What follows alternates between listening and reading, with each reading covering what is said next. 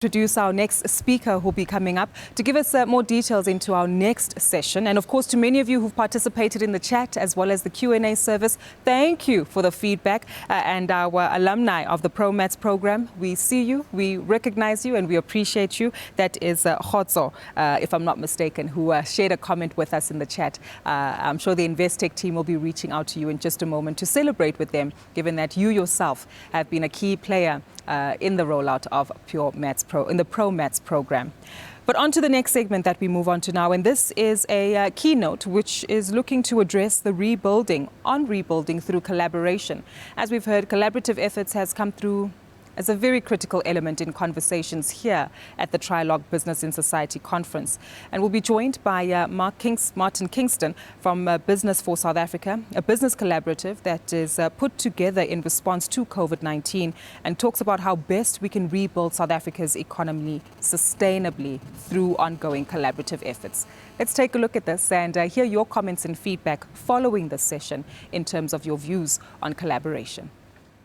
Program Director, distinguished guests, ladies and gentlemen. It is a great honor to be speaking at the Trilogue Responsible Business Conference on Business for South Africa, the role of social compacting in the current environment and building a sustainable, inclusive, growth-orientated and job-rich economy. In that context, I would like to focus on the work that businesses performed alongside the other social partners of government, labor and civil society to develop a strategy to combat the impact of COVID-19 on the health of our citizens and the need to address the ramifications of the pandemic on both lives and livelihoods. Equally, we've had to consider the devastating consequences of measures taken to curb the transmission of the virus on the economy in the short, medium and longer term. At all times, we've had to be particularly mindful of the need for business to play a leading role in promoting interventions alongside our social partners with respect to corporate social investment, the just transition, uplifting the most disadvantaged in our society, in particular women, youth, and those living with disabilities.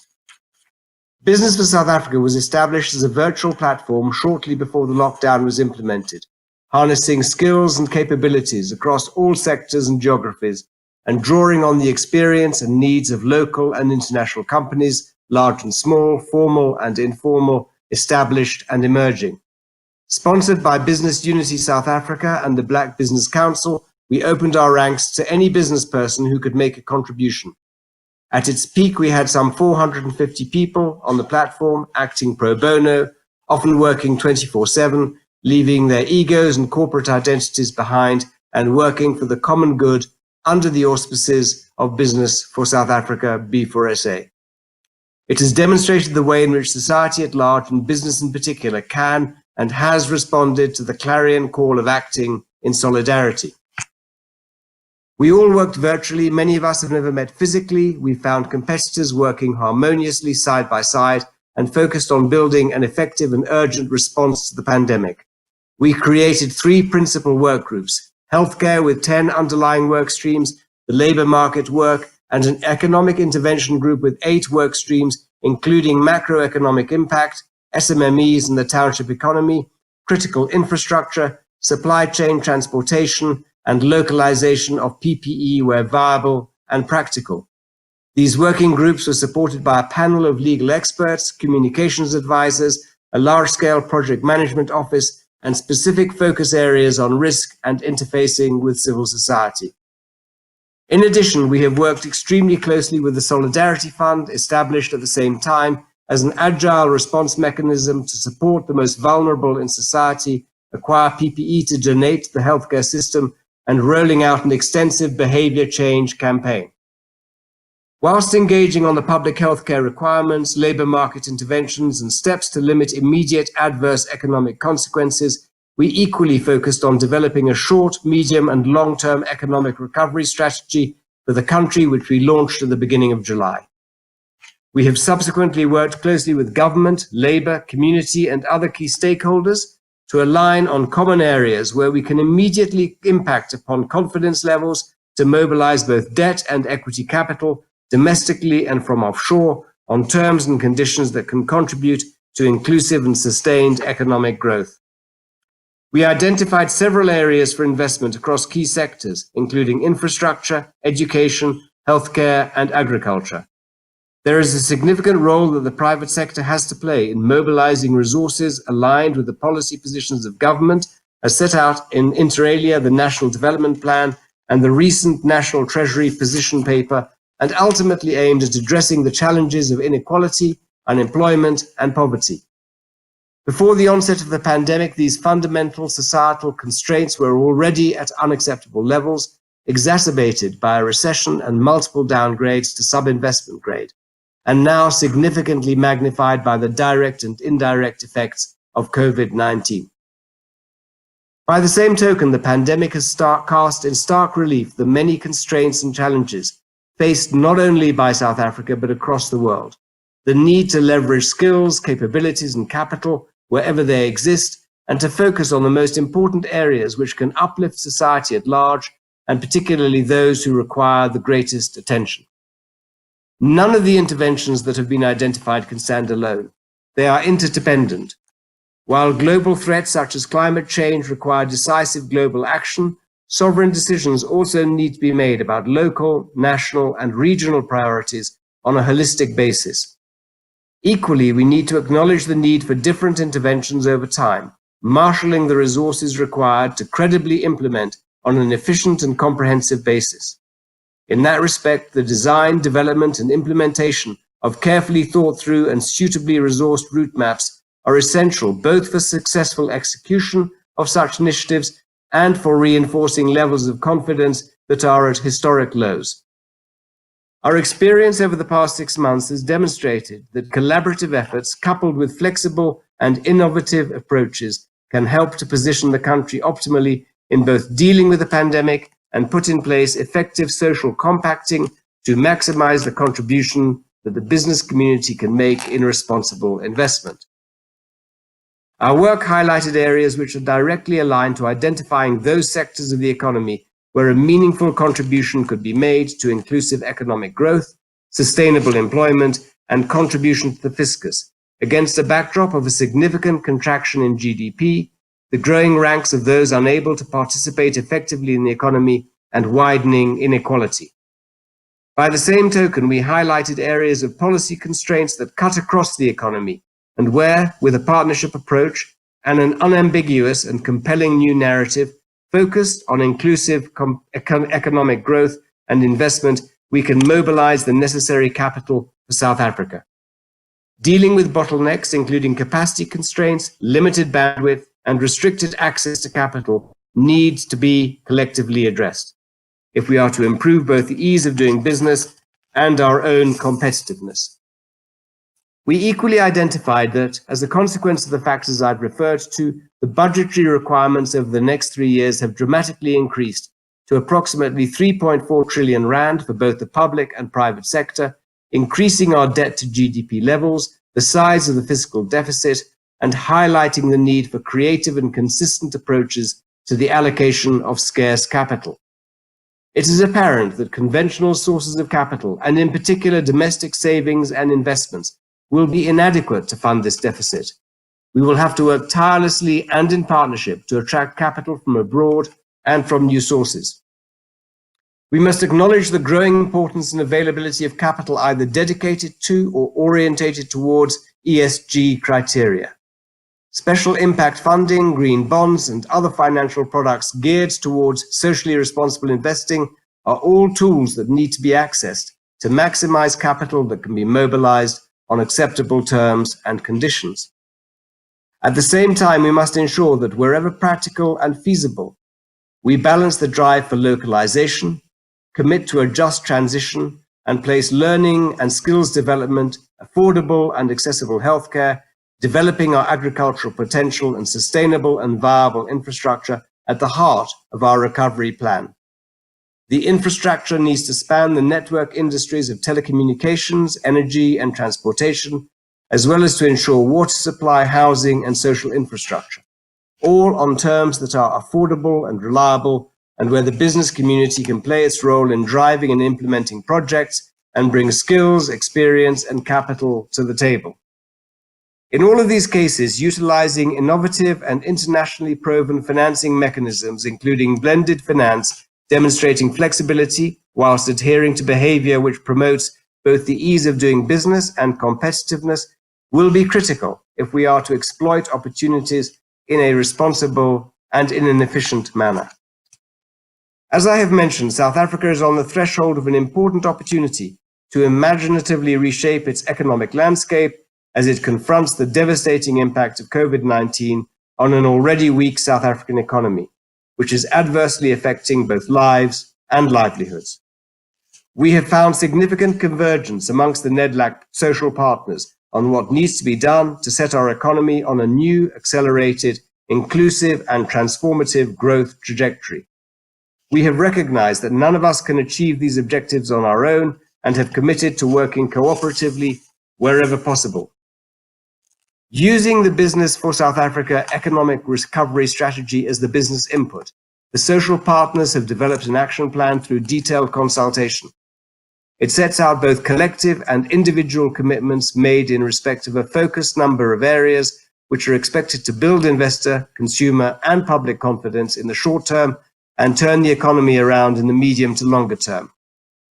A key focus area has been the identification of immediate or short-term measures determined on the basis of delivering against a number of criteria, including building confidence, kickstarting the economy, deepening industrialization through localization, delivering quick wins, and continuing to provide relief to mitigate the impact of the COVID-19 pandemic.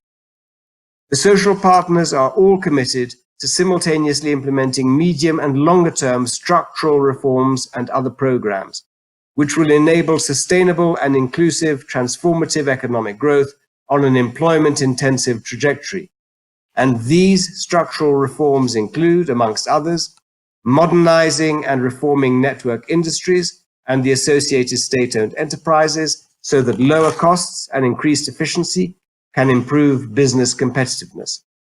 Reorientating trade policies and pursuing greater regional integration to boost exports, employment, and innovation. Lowering barriers to entry to make it easier for businesses to start, grow, and compete. Supporting labor-intensive sectors such as tourism and agriculture to achieve more inclusive growth.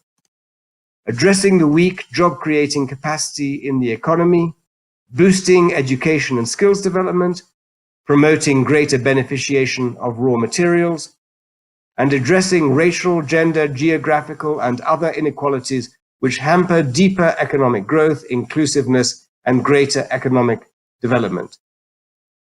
3 focus areas have been identified: aggressive infrastructure investment, employment-orientated strategic localization, re-industrialization and export promotion, and enabling conditions in a supportive policy environment. I would like to briefly elaborate on each of those areas. Aggressive infrastructure investment and delivery, focusing on secure and affordable energy, including a just transition to a low-carbon future, improving efficiencies and capacity of rail, ports, and road infrastructure, communication infrastructure, including the release of spectrum and broadband, water security, and social infrastructure, including housing, schools, and other facilities. In the case of employment-orientated strategic localization, reindustrialization, and export promotion, focusing on expanding mining, revitalizing manufacturing in the light of changed global conditions, defending and rejuvenating the tourism, hospitality, leisure, and entertainment industries, growing the digital economy, supporting agriculture and agro-processing, developing the green economy, and focusing on the opportunities that are available through greater African economic integration. As I mentioned, we have all recognized the need for suitable enabling conditions and a supportive policy environment for a new, accelerated, inclusive, transformative growth trajectory with a focus on strengthening employment and empowerment-related policy and legislation, mass public employment programs, the management and mobilization of financial resources, skills development and transformation with a particular focus on Black economic empowerment, Black industrialists, women, youth, and persons with a disability, increasing significantly the participation of and benefits to Black communities in the economy, anti-corruption measures, and expediting the submission of agreed legislation to Parliament. We've acknowledged that all of these actions must be underpinned by the need for enhanced job and social protection, food security, and building a capable state. Finally, I would like to underscore and reinforce some messages that will underpin South Africa achieving its full potential in the current very challenging circumstances. Leaders from across society must now take courageous and difficult decisions in making strategic choices and addressing issues such as crime and corruption and rendering policies fit for purpose. We must prioritize aggressively and live within our limited means in a world where other countries and investment destinations are competing for the same resources. We must urgently and significantly implement those decisions by pooling expertise and resources across society. We can only achieve these goals if we work as social partners collaboratively and constructively, and all of this must be done with a social conscience. In so doing, working with all of our partners, we have the ability to steer South Africa onto an inclusive growth trajectory where investors can and will commit to areas which are both socially responsible, cater to the most vulnerable in society by including them in a growing economy, and demonstrate an adherence to core values which are rewarded appropriately. This conference demonstrates the critical importance of social compacting, implementing a responsible, accelerated, inclusive economic recovery strategy with the needs of the most vulnerable in society placed at its core. We commend the core conference organizers once again on bringing us together to engage on these critical issues. Many thanks and best wishes for the balance of the conference. And our many thanks to Martin Kingston there from Business for South Africa. As we know, well-respected business leader with global experience for more than 4 decades, sharing his perspectives on how best it is that we can leverage on collaborative efforts, as well as ensuring that we unlock capital opportunities to ensure that there's a united movement towards a united vision in terms of how business does need to respond to the threat of COVID-19. Not only is it something that has been shared by Martin Kingston, but also a lot of feedback in terms of collaborative efforts that have been highlighted this morning. Just looking at some of your comments in the chat service underneath the video that we witnessed from Mr. Martin Kingston, a lot of you saying that the more that we are able to mainstream these concepts, create languages around the various models of collaboration, and make the case for its value beyond simply the feel-good factor, the more likely we'll be able to engage with and allocate the correct attention and resourcing. That's a comment there from Robin Whitaker in one of the chat services, and Bridget Mdangai also agreeing there. An important area to focus on is highlighting collaborations as well as leveraging skills capital and social impacting. So one thing's quite clear. From the conversations we've observed this morning, collaboration sits at the heart of the initiatives that we need to drive going forward.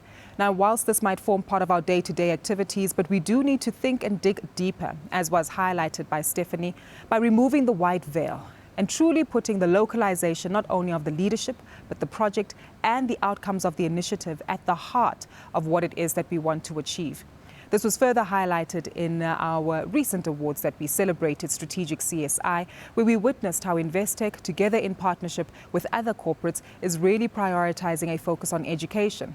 But the backstory behind this is the true celebration of how individuals perhaps conceptualize ideas, and with the collaborative efforts and ongoing support of NPOs, business, as well as other stakeholders on board to ensure that their processes are followed through. This is where true success can be found. And as a result, we also acknowledge the contribution that was made by Ntate Tumelo Mabitsela in terms of the ProMats project that was awarded earlier this morning. And this in itself also speaks to the collaborative efforts that have been highlighted by Martin in the video that we just watched. How best do we need to expand on these conversations? Tough ones, but most importantly, highlighting opportunities that are available to ensure that how we execute these projects not only speak to the end goal, but in manners that are able to be executed and speak to the values of all the stakeholders who are participating in execution. So we've set the tone for today, and of course we'll be moving to a tea break in just a moment, following which we'll also focus on ICT, which forms the third theme that we want to highlight within this conference. ICT for social cohesion and social impact, ICT for women, and also what ICT spells for the future world of work. So in a moment we will be hearing from several speakers who give us some insight into those conversations as well as themes. But as you get ready just to stretch your legs, maybe get some kind of refreshment for yourself, we also want to ensure that you continue interacting on the app. Now, not only can you network and interact with some of the speakers who've made themselves available on the platform by having an actual video conversation with them, but we also have fantastic prizes to give away and want to strongly encourage you to participate in the pop quiz that we have available and, of course, the overall quiz that's unfolding on the app. Make your way down to the menu option, scroll all the way down to the trophy sign, which will take you to the quiz. Visit the exhibition stores as well of our various sponsors, and be sure to participate in answering all the questions that are available there. A reminder of the fantastic prize that we have available: a double-page spread in the Trialogue Handbook for the 2021, as well as a technology tablet device, and that is all worth a package of 90,000 Rand. I think a worthwhile investment, if you ask me, and one that many of you will be making use of. But just to see who you might have to contend with for that particular prize, as we do have a few leaders on the leaderboard who are proving to be quite competitive. Declan Williams sits at number 1 with 175 points. He's closely followed by Bridget Harris with 160 points and Teresa Whitfield, 145 points. So if you are quite competitive, be sure to get responding to those quiz questions, and maybe your name will pop up on the leaderboard before we announce the final winners of the competition this afternoon. Without keeping you back any further, get networking, get competing in the quiz, and most importantly, come back refreshed in about 20 minutes or so, where we kick off our next session at 20 minutes after 10 o'clock, discussing ICT for development.